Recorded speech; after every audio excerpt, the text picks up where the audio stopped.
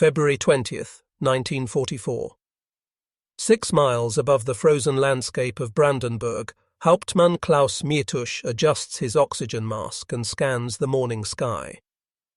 The veteran Luftwaffe pilot has flown this route dozens of times, intercepting American bombers as they lumber toward Berlin's industrial heart. Today should be no different. The B-17s and B-24s always arrive alone once they cross into the Reich's interior, their short-legged escorts having long since turned back toward England. Miertusch banks his Messerschmitt Bf 109 into position, sunlight catching the yellow spinner of his propeller. Below him, a formation of flying fortresses maintains steady course, their contrails etching white lines across the crystalline blue. He's done this dance before. Wait for the Americans to venture beyond their fighter umbrella, then strike with impunity. The mathematics of fuel and distance have always favored the defender. But something moves in his peripheral vision. A glint of silver, impossibly high and impossibly far from home. Miertusch squints through his canopy, his breath fogging the glass despite the sub-zero temperature. There, riding alongside the bombers like guardian angels, are fighters he's never seen at this depth over Germany. Sleek, razor-nosed aircraft with invasion stripes painted bold across their wings. His radio crackles. "Achtung! Enemy fighters at 2 o'clock high!" The voice of his wingman carries an edge of disbelief that mirrors Miertusch's own confusion. These aren't the familiar thunderbolts that typically turn back at the German border. These machines are different, leaner, deadlier, with the predatory grace of hunting falcons. As recognition dawns, Miertusch feels something he hasn't experienced in months of aerial combat, genuine surprise. The Americans have done the impossible. They've brought their fighters to Berlin, the sky that should have been safe. Germany's own backyard, protected by 1,000 miles of hostile territory, suddenly crawls with enemy interceptors spoiling for a fight. The silver fighters peel away from the bomber stream with lethal intent. Miertusch realizes with crystalline clarity that the rules have changed. The Luftwaffe's fortress in the sky has been breached, and the hunters have become the hunted. He pushes his throttle forward, diving toward what he instinctively knows will be the fight of his life. The age of German air superiority is ending, though he doesn't yet comprehend the magnitude of what he's witnessing. To understand Miertusch's shock, we must journey back 18 months, when the Luftwaffe ruled European skies with brutal efficiency. In the summer of 1943, German fighter pilots possessed something beyond superior aircraft or training. They had geography itself as an ally. Oberst Adolf Galland, the Luftwaffe's youngest general and its most celebrated ace, understood this advantage better than anyone. From his headquarters outside Berlin, he could deploy his fighters like pieces on a vast chessboard. The Allied bombers faced a gauntlet stretching from the English Channel to the industrial Ruhr Valley, hundreds of miles of hostile airspace bristling with flak towers and fighter squadrons. The mathematics were simple and devastating. American P-47 Thunderbolts, even with auxiliary fuel tanks, could escort bombers only as far as the German border before their fuel gauges demanded a turn toward home. This left the heavy bombers, slow, lumbering, heavily loaded with ordnance, to face the remainder of their journey alone. It was during these naked minutes that German fighters struck with surgical precision. Major Heinz Knoke, flying his Messerschmitt Bf 109 from Oldenburg Airfield, described those hunting expeditions with clinical detachment. "We would wait like patient fishermen. The American escorts would peel away exactly on schedule, and then we owned the sky." His logbook from August 1943 records kill after kill, each notation marking another B-17 or B-24 that would never see England again. The psychological advantage ran deeper than tactical superiority. German pilots flew over their own soil, above cities where their families lived and worked. Every bomber they destroyed meant fewer German children sleeping in air raid shelters, fewer factories reduced to smoking rubble. This wasn't abstract warfare. It was homeland defense at its most visceral. Intelligence reports, flooding into Luftwaffe headquarters, painted an increasingly optimistic picture. The Americans were losing bombers faster than their factories could replace them. Pilot training schools couldn't graduate aircrews quickly enough to fill the empty barracks at English air bases. Some German analysts predicted the complete collapse of daylight precision bombing by Christmas 1943. The Reich's industrial heartland lay protected behind concentric rings of defense. First came the coastal flak batteries, their 88mm guns reaching toward incoming formations like deadly fingers. Then the fighter bases scattered across occupied Europe, Abbeville and Saint-Omer, Dillon and Gilles-Rien, each one a launching pad for swift interceptors.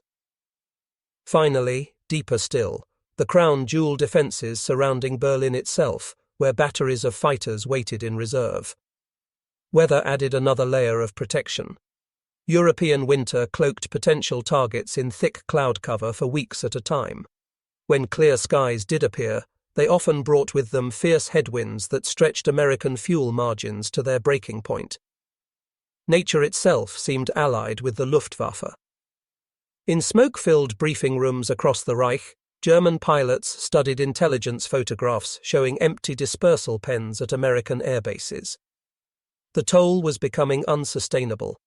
Victory seemed not just possible, but inevitable. The Atlantic Ocean, that vast moat protecting America's industrial might, appeared to stretch just far enough to keep German skies inviolate. But in distant factories across Michigan and Ohio, engineers were already solving a puzzle that would shatter this confidence forever. The crisis reached its breaking point on October 14, 1943, a date forever burned into the memory of the 8th Air Force as Black Thursday. Of the 291 B-17 flying fortresses that set course for the ball-bearing factories at Schweinfurt, 60 never returned. The morning sky over East Anglia filled with empty formations, gaps where aircraft and 10-man crews should have been. General Henry Hap Arnold, commanding the Army Air Forces, faced a sobering reality in his Pentagon office. Casualty reports painted a stark picture. At current loss rates, every bomber crew had roughly a 1 in 4 chance of surviving their required 25 missions. The mathematics of attrition were inexorable. Without fundamental change, the strategic bombing campaign would collapse under its own casualties. The solution seemed impossible. What the bombers needed was a fighter capable of escorting them to Berlin and back, a round trip of nearly 200 miles. No such aircraft existed in any Air Force inventory. The furthest American fighters could reach was the German frontier, leaving a 400-mile gap of unprotected sky that German interceptors exploited with deadly efficiency. Colonel Thomas Hitchcock, a former polo player turned military aviation advocate, championed what many considered a fantasy, modifying existing fighters for unprecedented range. His memos circulated through Washington offices like dispatches from a dreamer. "We must think beyond current limitations," he argued. "The physics of flight do not respect national boundaries." The search led to an unlikely candidate gathering dust in North American Aviation's California factory. The P-51, originally designed to British specifications, had shown promise but suffered from disappointing performance with its American Allison engine. Most officials dismissed it as adequate for ground attack but unsuitable for high altitude combat against Germany's elite pilots. Then came a revelation that would alter the course of the war. British engineers had experimented with installing their Rolls-Royce Merlin engine, the same power plant that drove the legendary Spitfire, into the P-51's sleek airframe. The transformation was nothing short of miraculous. Suddenly, this rejected fighter could climb faster, fly higher, and most crucially, travel farther than any escort fighter in service. Packard Motor Company's Detroit factories, already producing the Merlin under license, received urgent contracts to manufacture engines faster than ever before. Assembly lines that had built luxury automobiles now pulsed with the rhythm of war production. Engineers worked 18-hour shifts, their slide rules calculating fuel consumption rates and payload configurations with obsessive precision. Time was running out. Every day of delay meant more empty bunks in English barracks, more telegrams arriving at American homes. The race was on to transform a promising but flawed fighter into the war-winning weapon the bombers desperately needed. In hangars across England and America, mechanics worked by lamplight, installing new engines and testing experimental fuel systems. They were gambling everything on an aircraft most had never seen fly, betting American lives on equations scrawled on blackboards and dreams sketched on blueprints. The transformation of the P-51 from an adequate fighter into a sky predator required engineering breakthroughs that pushed 1940s technology to its absolute limits. In the sterile corridors of North American Aviation's Inglewood plant, teams of engineers attacked problems that had confounded aviation designers since the Wright brothers first took flight. The key lay in the Mustang's revolutionary laminar flow wing, a design so advanced that even some American engineers initially questioned its feasibility. Unlike traditional wings with their turbulent airflow, the P-51's wing maintained smooth, unbroken air patterns across its surface.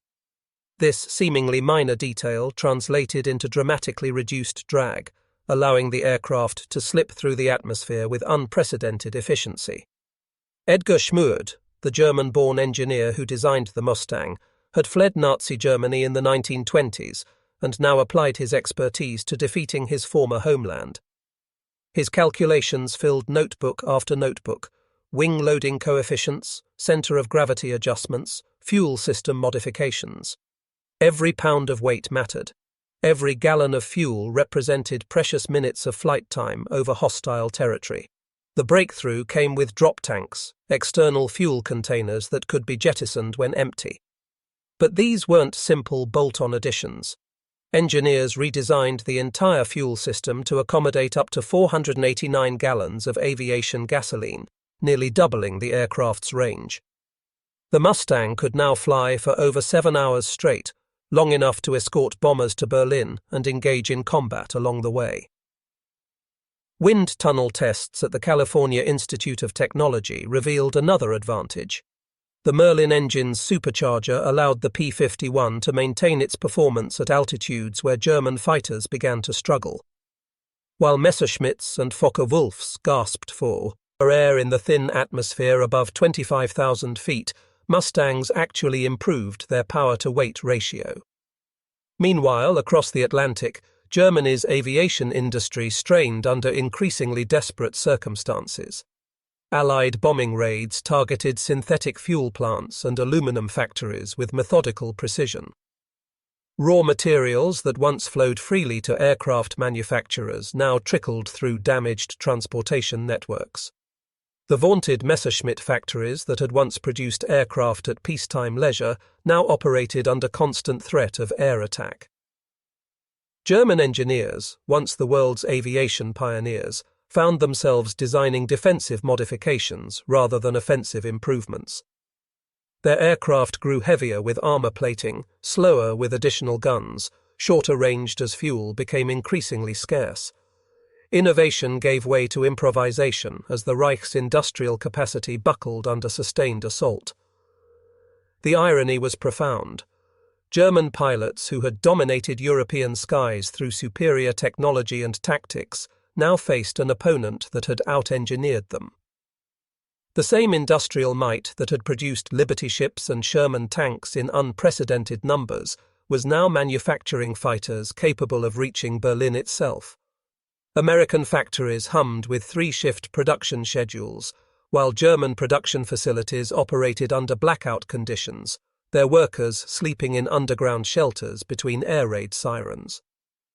The hunter was about to become the hunted, and the weapon of transformation bore invasion stripes and the stars and bars of a distant democracy.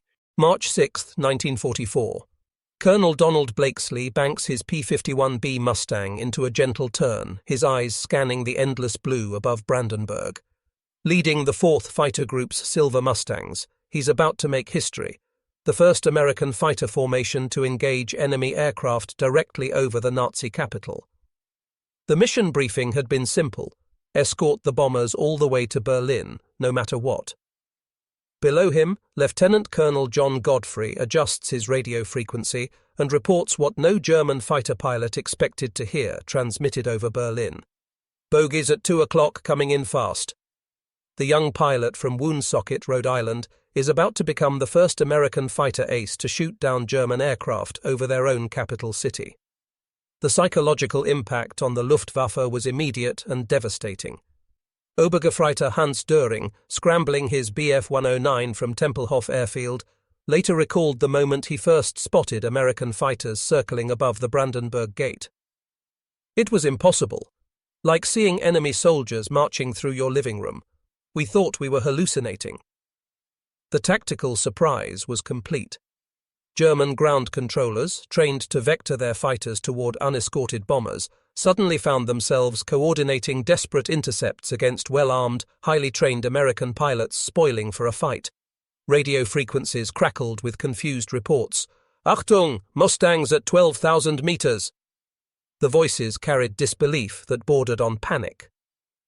Captain Don Gentile, flying wing to Blakesley, spotted a formation of FW-190s climbing from the south. The engagement that followed shattered every assumption German pilots held about American capabilities. The Mustangs not only matched their opponent's climb rate but exceeded it, reaching altitudes where German fighters began to struggle for power. When the dogfight ceased, American pilots found their aircraft responding with crisp authority, while their German opponents fought with increasingly sluggish controls. The combat reports filed that evening told a story that would echo through Luftwaffe headquarters for weeks. Lieutenant Urban Ben Drew engaged 4 Messerschmitts simultaneously and emerged victorious. Captain Clarence Bud Anderson, fresh from flight training in California, outturned veteran German pilots who had been flying combat missions since the Spanish Civil War. But the true shock came from the bombers themselves. For months, German interceptor pilots had grown accustomed to attacking flying fortresses and liberators with relative impunity once the short-range escorts turned back. Now, as Major Georg Peter Eder rolled his Bf 109 into an attack position, tracers from a P-51 stitched across his wing. The American fighter had appeared from nowhere, moving with the fluid grace of a predator protecting its pack. The mathematics of aerial combat had fundamentally shifted. German pilots now faced the impossible choice between engaging well-escorted bombers or tangling with fighters that could outclimb, outdive, and outturn their best aircraft. The Reich's defensive strategy, built around the assumption that geography would protect the homeland, crumbled in a single afternoon. That night, in officers' clubs across England, American pilots raised toasts to successful missions. Meanwhile, in scattered airfields around Berlin, German pilots sat in stunned silence, knowing they had witnessed something that would change the war forever. The sky above the fatherland was no longer German territory. The transformation in German pilot morale was as swift as it was devastating. In officers' messes across the Reich, conversations that once buzzed with tactical discussions and shared victories now carried the hollow tone of men facing an impossible situation. Major Günther Rall, one of Germany's leading aces, captured the sentiment in his diary. "We are no longer hunting, we are being hunted in our own backyard." The statistics told a grim story. German fighter losses, previously manageable and often offset by bomber kills, now skyrocketed as American escorts pressed attacks with relentless aggression. Experienced pilots who had survived years of combat found themselves outmatched by young Americans flying superior aircraft. The Luftwaffe's carefully husbanded pool of veteran airmen began hemorrhaging talent at an unsustainable rate. Lieutenant Heinz Knoke, who had once described shooting down unescorted bombers as patient fishing, now faced a different reality. His logbook entries from April 1944 read like dispatches from a losing army. Jumped by Mustangs over Hanover, lost Müller and Schmidt, aircraft badly damaged. The confident tone of earlier entries had vanished, replaced by terse reports of survival and retreat. Training programs, already strained by fuel shortages and compressed schedules, could no longer replace losses with equivalent skill levels. New German pilots arrived at operational squadrons with perhaps 50 hours of flight training, barely enough to take off and land safely, much less engage experienced American fighters in aerial combat. Veterans watched helplessly as fresh-faced recruits died in their first missions, often without firing a shot. The psychological toll extended beyond individual pilots to the very heart of German air doctrine. For years, Luftwaffe tactics had relied on concentration of force, massing fighters for devastating GG attacks on bomber formations. Now those same massed formations became targets themselves, as American escorts dove from high altitude with overwhelming advantages in speed and surprise. German pilots found themselves scattered, isolated, fighting desperately for individual survival rather than coordinated victory. Even more devastating was the fuel crisis that compounded every tactical disadvantage. German synthetic fuel production, targeted relentlessly by Allied bombers, could no longer support intensive flight training or multiple daily sorties. Pilots who might have honed their skills through repetitive practice instead rationed their flying time like precious medicine. The gap in experience between American and German pilots widened with each passing week. Propaganda efforts to maintain morale rang increasingly hollow. Joseph Goebbels' radio broadcasts still proclaimed German air superiority, even as Berlin's residents watched American bombers cross overhead with impunity. Luftwaffe pilots, witnessing the reality firsthand, grew cynical about official pronouncements. The disconnect between propaganda and battlefield experience created a crisis of confidence that infected entire fighter wings. In squadron ready rooms, German pilots stopped counting their victories and began counting their friends. The mathematics of survival had replaced the arithmetic of conquest, and every mission carried the possibility of being the last. The hunters of 1943 had become the hunted of 1944, and everyone knew it. The arrival of long-range escorts didn't merely change individual battles, it transformed the entire strategic equation of the European war. With Mustangs providing umbrella coverage, American bomber formations could finally strike the industrial targets that had remained tantalizingly beyond reach. The systematic destruction of Germany's synthetic fuel industry began in earnest, creating a cascade of consequences that rippled through every aspect of the Wehrmacht's operations. General Karl Tui Spaatz, commanding the United States Strategic Air Forces in Europe, watched the transformation unfold from his headquarters outside London. Intelligence reports showed German fuel production dropping by 60% between March and June 1944. Luftwaffe training flights, already reduced to minimal levels, virtually ceased. Tank divisions received fuel allocations barely sufficient for defensive operations.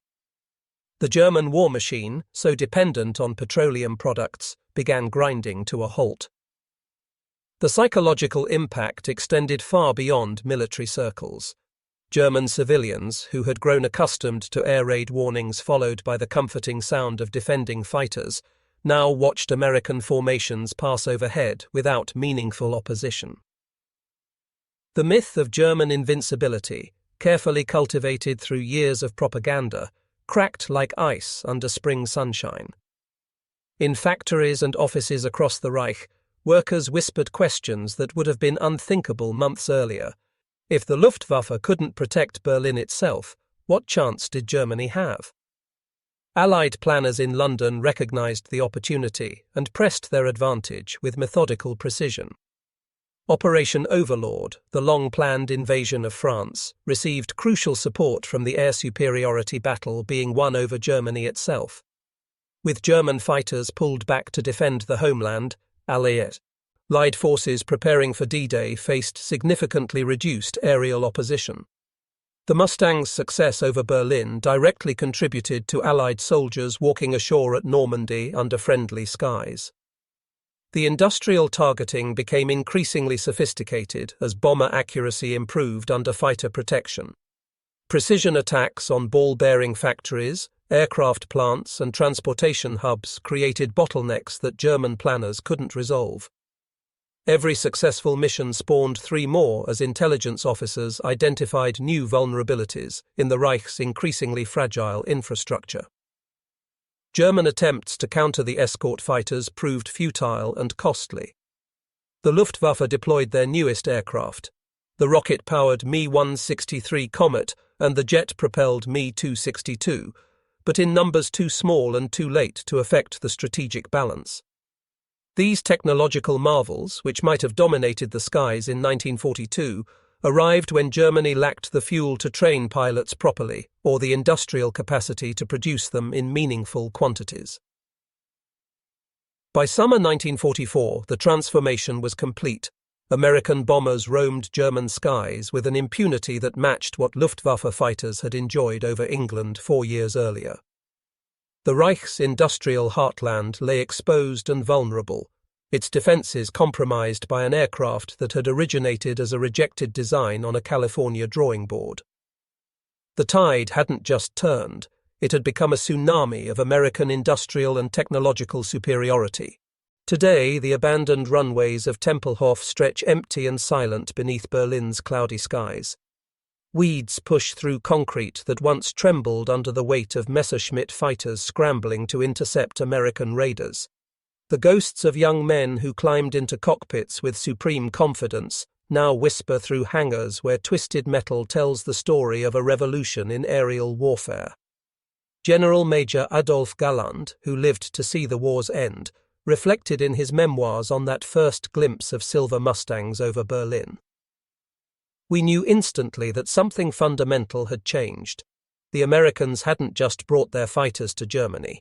They had brought their entire industrial philosophy: quantity, quality, and the relentless application of both.